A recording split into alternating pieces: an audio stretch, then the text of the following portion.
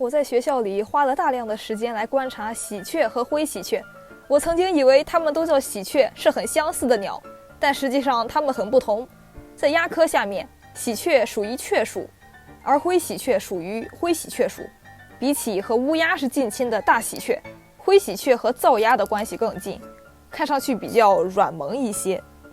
灰喜鹊不像大喜鹊那样肥美多汁，体型要小一点，长得也不那么像乌鸦，比较清秀淡雅，但它的性格一点也不清秀。这两种喜鹊在性格上的差异是很明显的。喜鹊比较低调，盯它一会儿，它一般会灵动地打量你，然后把身子慢慢挪到你视线没法触及的地方。它的动作如此精准，我怀疑它懂物理，理解光是沿直线传播的。喜鹊比较内敛，通常一对夫妻进行活动，而且只有在秋冬季节才集成大群。灰喜鹊通常是一大群一大群的活动，而且十分吵闹，精力充沛，攻击性也比喜鹊强很多。比起喜鹊的精明谨慎，灰喜鹊更加大胆，也更直接。它是一种对很多人来说很讨厌的鸟，性格暴烈。我身边有3个人遭到过它们的攻击，在筑巢时间接近它们的窝，或者仅仅是在人群中多看了它一眼。是的，当时我只是盯了它一会儿，它就感觉被侵犯了，开始骂我，超级敏感。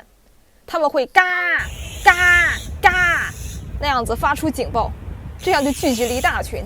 想象一堆凶狠的长尾巴鸟聚在你头顶的树上，用乌鸦一样的嗓子骂你，并且召集更多的同伴，你往前走，想要摆脱它们。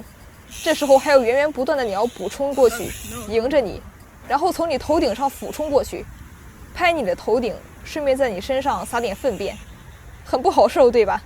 我当时也想把这些小可爱的脑瓜给拍扁。网上还有人被他们拍了后脑勺或者被啄的，我们同病相怜，心疼你们1秒。我们学校食堂旁边的垃圾桶都被灰喜鹊占领了。我们在食堂吃饭，他们在食堂边上吃垃圾，我们都吃得非常开心。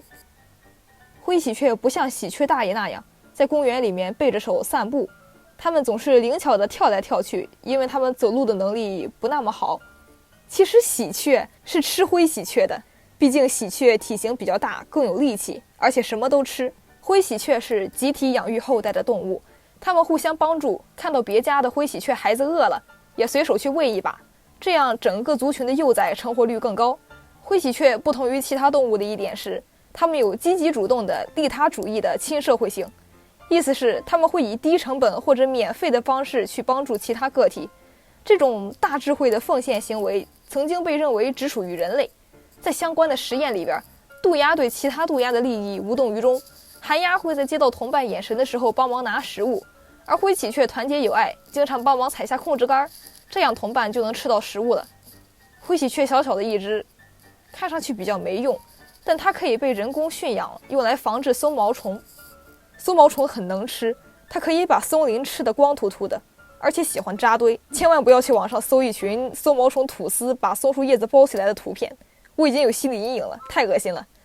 松毛虫浑身上下长满毒刺，这样可以让大部分食虫鸟望而却步，但防不住我们高智商的鸦科大佬灰喜鹊。